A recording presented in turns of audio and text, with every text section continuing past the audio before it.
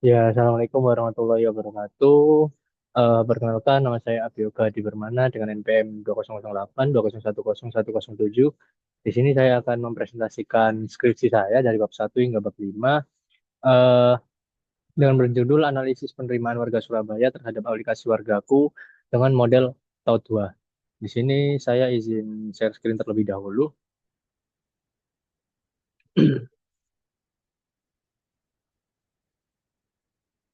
Ya, untuk ini judulnya Analisis Penerimaan Warga Surabaya terhadap Aplikasi Wargaku dengan menggunakan model Taut 2.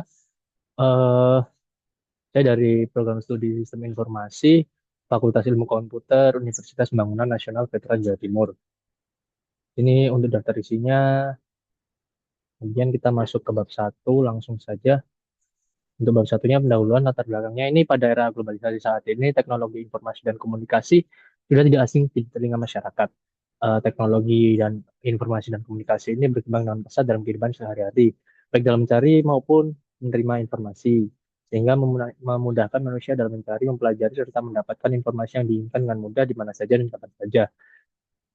Berdasarkan hasil survei yang dilakukan APJI, pengguna internet di Indonesia pada tahun 2024 mencapai 220 juta sekian. Hal ini menunjukkan bahwa kemajuan teknologi informasi merupakan kebutuhan bagi kehidupan masyarakat. Kemudian, peningkatan pengguna internet di Indonesia membuat banyak perusahaan dan instansi pemerintah memanfaatkan perkembangan tersebut dengan mengadopsi teknologi digital. Adopsi digital ini contohnya salah satu contohnya yakni aplikasi Wargaku. Di era saat ini pemerintah sudah banyak menciptakan aplikasi pemerintahan, contohnya seperti aplikasi Wargaku, kemudian ada aplikasi-aplikasi lain. Kemudian di sini ada review singkat dari para pengguna aplikasi Wargaku yang ada di Play Store.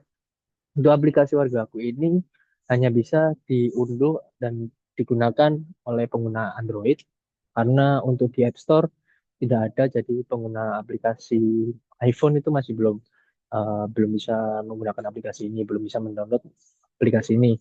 Kemudian di skripsi saya rumusan masalahnya yakni apa namanya? eh, apa saja sih faktor yang mempengaruhi penerimaan warga Surabaya terhadap aplikasi Wargaku ini? Seperti itu. Untuk batasan masalahnya, yang pertama ada layanan e-government yang digunakan dalam penelitian ini ialah platform yang ada di Indonesia, yakni aplikasi Wargaku. Kemudian penelitian ini menggunakan model UTAU 2. Kemudian pengumpulan data dilaksanakan dengan melakukan survei dalam bentuk kuesioner dan disebarkan kepada pengguna aplikasi Wargaku. Untuk tujuan dari skripsi saya, yakni eh, tujuannya untuk mengetahui faktor apa saja sih yang mempengaruhi tingkat penerimaan warga Surabaya terhadap aplikasi ini.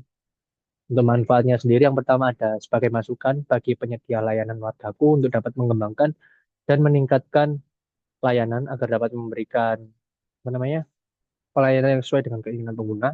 Yang kedua, sebagai referensi untuk peneliti lain dalam melakukan penelitian selanjutnya. Untuk relevansi SI, ini sistem informasi didefinisikan sebagai suatu sistem yang terdiri dari software, hardware, dan juga brandware. Seperti itu. Kemudian dilanjutkan untuk bab 2-nya.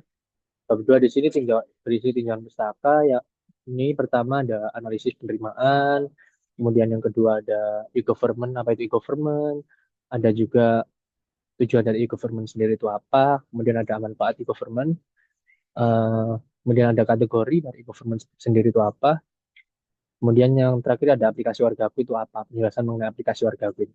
Aplikasi Wargaku itu merupakan sebuah aplikasi mobile berbasis Android yang dikembangkan oleh pemerintah Kota Surabaya dalam rangka memberikan pelayanan kepada warga Surabaya, dan juga sebagai media komunikasi antara warga Surabaya dan juga pemerintah Kota Surabaya. Aplikasi ini diluncurkan, muncul pada tahun 2021.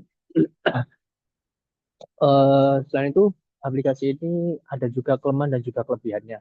Untuk kelebihannya yakni tampilannya menarik. Yang kedua juga serta mudah untuk digunakan. Sedangkan untuk kelemahannya yakni masih sering terjadi bug atau error saat digunakan. Selain itu juga apa namanya aplikasi ini hanya bisa digunakan pada Android, belum bisa digunakan pada versi iOS. Untuk tampilan aplikasi Wargaku, yakni yang pertama ada login, ada masukkan username dan juga password. Jika masih belum ada akun, silakan daftar di sini. Ada klik silakan daftar, kemudian Setelah login, ini muncullah ini nama saya Abio Budi Permana. Kemudian ini tampilan awalnya, tampilan menu awalnya. Kemudian di sini ada menu-menunya, banyak menunya seperti untuk kesehatan, yakni yang pertama ada e-health, yang kedua ada puskesmas, ketiga ada pemeriksaan Jatim, untuk yang kedua ada pendidikan. Menu pendidikan, pada menu ini kita bisa melihat PPDB SD, SMP hingga SMP saja sih yang terakhir. Untuk mendaftar PPDB juga. Kemudian yang ketiga ada menu kemiskinan, yakni ada ASIK, cek Gamis.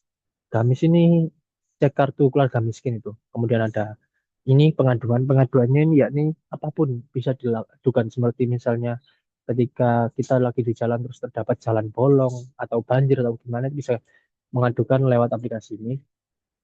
Kemudian ada perizinan. Perizinan ini untuk jika kita ingin melaksanakan sesuatu, kita bisa melakukan perizinan melalui aplikasi ini. Kemudian di bab 2 ini juga ada penjelasan mengenai model yang saya pakai, model yang peneliti pakai, yakni model UTAUT 2. Untuk model UTAUT 2-nya seperti ini.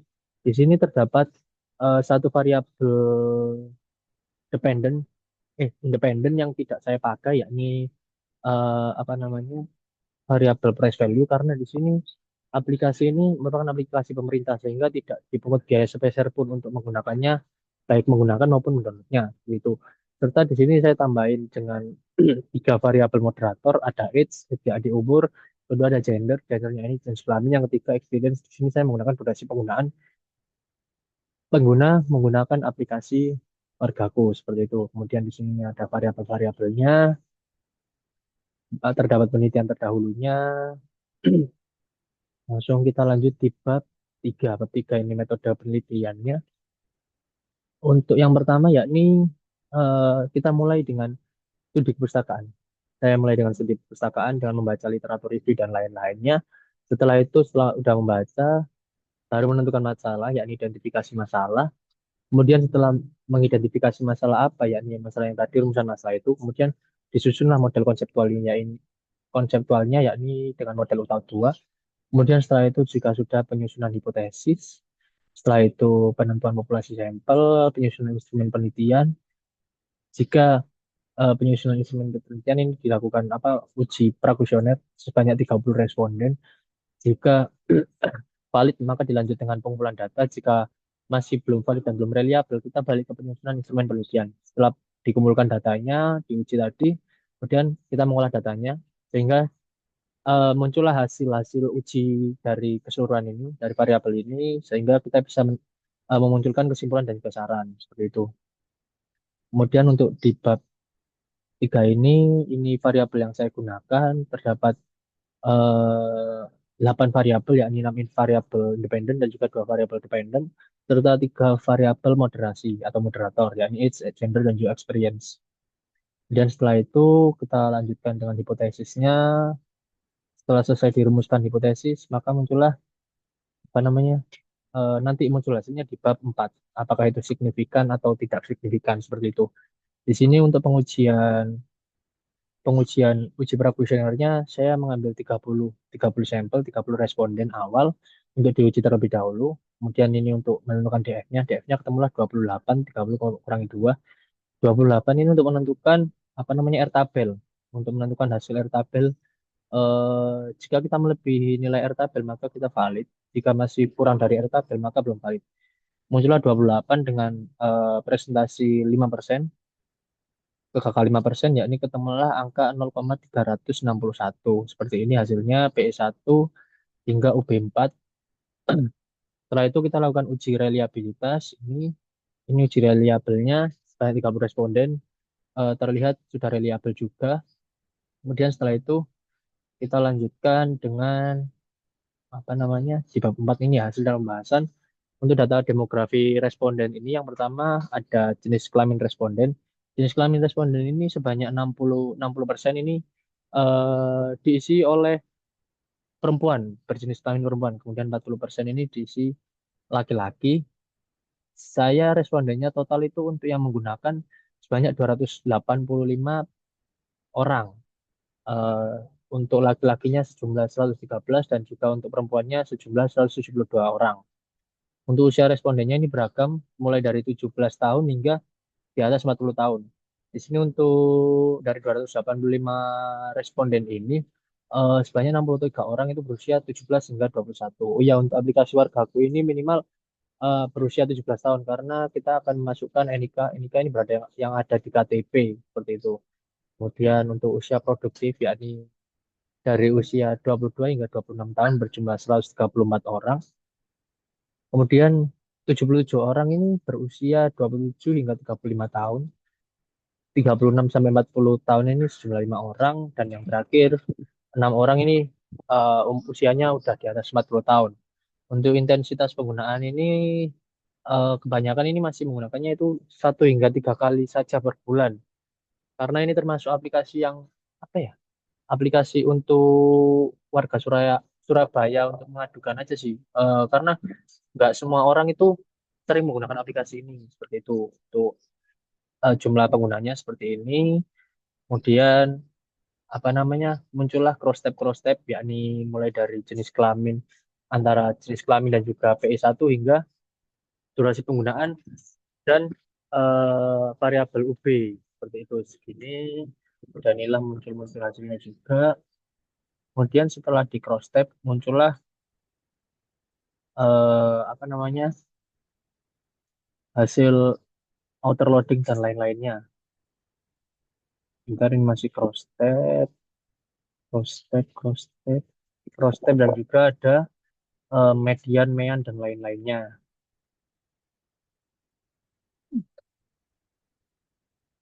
Ini masih itu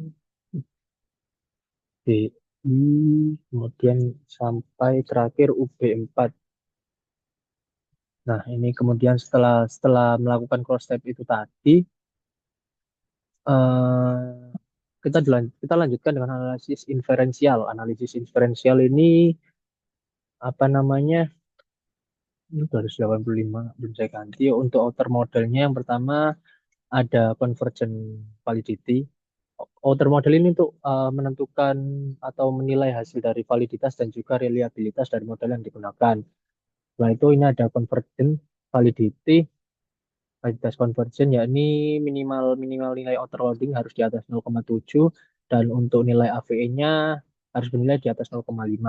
Namun menurut Baya Sutra, menurut referensi dari jurnal acuan saya, ini menyebutkan bahwa nilai overloading lebih besar sama dengan dari 0,5 masih dapat diterima. Untuk nilai overloading awalnya seperti ini masih terlihat beberapa apa nilai ini masih 0,5 di bawah ya. Di sini tuh saya menghapus 3 indikator yakni ada SI3, SI4, FC3, kemudian SI4, FC3 dan juga UB2. Untuk nilai AP-nya segini, untuk SI dan juga FT-nya ini masih merah. Jadi kita ada 2 uji, yang pertama awal dan juga akhir. Untuk yang pertama ini didapatkan hasil AP-nya segini. Kemudian nanti kita di uji berikutnya itu kita menghapus tiga indikator tersebut, yakni FT3, SI4, dan juga UB2 agar berwarna hijau nilainya dan nilai overloadingnya di atas 0,5. Seperti ini hasil overloading akhirnya. Setelah itu bla bla bla bla bla muncullah ini mengalami kenaikan ya seperti dilihat AVE-nya. Untuk validitas diskriminannya kita menggunakan Cornell. Kita semua tools ini menggunakan Smart PLS ya. Untuk yang tadi cross tab itu kita menggunakan SPSS. Ini nilai cross loadingnya. Setelah dihapus tadi ini video sudah tidak ada lagi di sini. Kemudian untuk reliability-nya ini kita uji lagi tapi dengan semua respondennya 285 orang tadi ya. Segini kemudian muncullah inner model. Inner modelnya di sini ada tiga tahap yakni ada R square, kemudian ada F square dan juga ada Q square. Hasilnya seperti ini, muncullah ini bla bla bla bla bla. Kemudian kita yang terakhir ada uji hipotesis. Uji hipotesis ini kita keseluruhan responden dan juga eh, kita masukkan variabel moderasinya.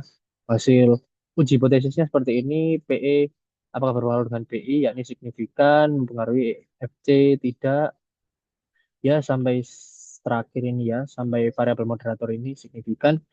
Bla bla bla bla bla. Kita nilainya kemudian ini untuk H1 diterima, hipotesis 1 diterima, hipotesis 2 ditolak. Hipotesis 3 diterima, hipotesis 4 ditolak, hipotesis 5 diterima, 6 diterima, 7 diterima, 8 ditolak, 9 diterima. Hasil penelitian,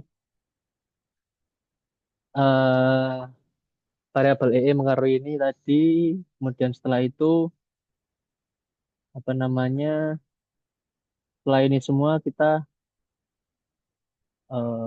ini hasil uji variabel moderasi. Jadi dilihat dari yang tadi itu variabel moderator yang berpengaruh, yang mempengaruhi yakni ada jenis kelamin atau gender dan juga durasi penggunaan atau experience. Untuk yang satunya tidak berpengaruh, itu tidak berpengaruh. Jadi muncullah nilai seperti ini. Untuk yang terakhir kesimpulannya berdasarkan hasil penelitian model UTAUT cocok dengan variabel yang ada yakni performance expectation, effort hingga use behavior. Saya menghilangkan variabel price value seperti itu. Mungkin sekian presentasi dari saya. Mohon maaf ada salah kata atau kesalahan. Saya akhiri wassalamualaikum warahmatullahi wabarakatuh.